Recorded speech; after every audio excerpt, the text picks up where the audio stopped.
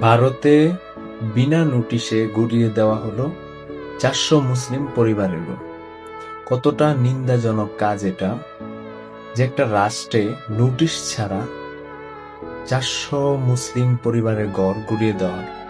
আসলে ভারতে প্রায় প্রতিনিয়ত মুসলিমরা নির্যাতিত হচ্ছে। আমাদের মুসলিমদের উপর নির্যাতন হয় ভারতে। আমাদের পবিত্র স্থান মসজিদ ভেঙে দেওয়া হয় ২-১ দিন পর, তারপর ওই জায়গায় মন্দির করা হয়। আজকে দেখেন, আমার দেশে থেকে যারা ভারতের দালালি করেন, দেখেন আপনি যদি মুসলিম হয়ে থাকেন, দেখেন বিনা নোটিশে যদি আজকে আপনার ঘরটা ভেঙে দিত, আপনি কতটা অসহায় হয়ে যেতেন। আজকে যারা আমার দেশে থেকে ভারতের দালালি করেন, তারা দেখেন আজকে আমার দেশে যদি একটা হিন্দু ভাই বোন নির্যাতন হতো, তাহলে ভারতের যেসব মিডিয়াগুলি আছে তারা অপচার চালাইত। ভারতের মিডিয়াগুলি বাংলাদেশের বিরুদ্ধে এবং হিন্দুদের পক্ষ নিয়ে অপচার চালাইতো। অথচ আমাদের বাংলাদেশে যেসব মিডিয়াগুলি আছে তারা চুপ কেন? আমার কথা হচ্ছে, চুপ কেন?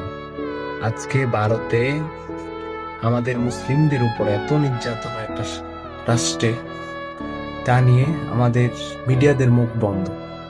তোমরা নিউজ করো, পুরো বিশ্ব দেখো যে মুসলিমদের উপরে ভারতে প্রায় প্রতিনিয়ত এত নির্যাতন হচ্ছে কেন? ওই জায়গায় হিন্দুরা বসবাস করে। আমাদের দেশে তো স্বাধীন একটা দেশ, জায়গায় হিন্দু, বৌদ্ধ, খ্রিস্টান একইভাবে বসবাস করতেছে। আমরা কি কারো উপর জুলুম করতেছি?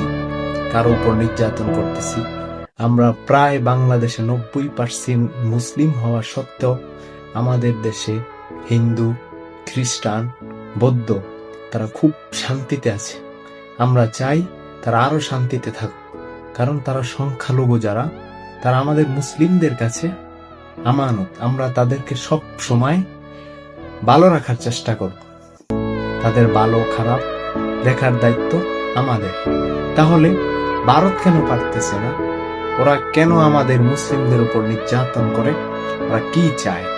আমি জাস্ট সুস্পষ্ট করে বলতে চাই, যারা এই বাংলাদেশে থেকে ভারতের দালালি করেন, দালালি ছাড়েন, আমরা চাই এই বাংলাদেশ ভারত মুক্ত বাংলাদেশ হবে। ভারতের কোনো দালালের ঠিকানা এই বাংলাদেশে হবে না। সবাই ভালো থাকবেন। আসসালামু আলাইকুম।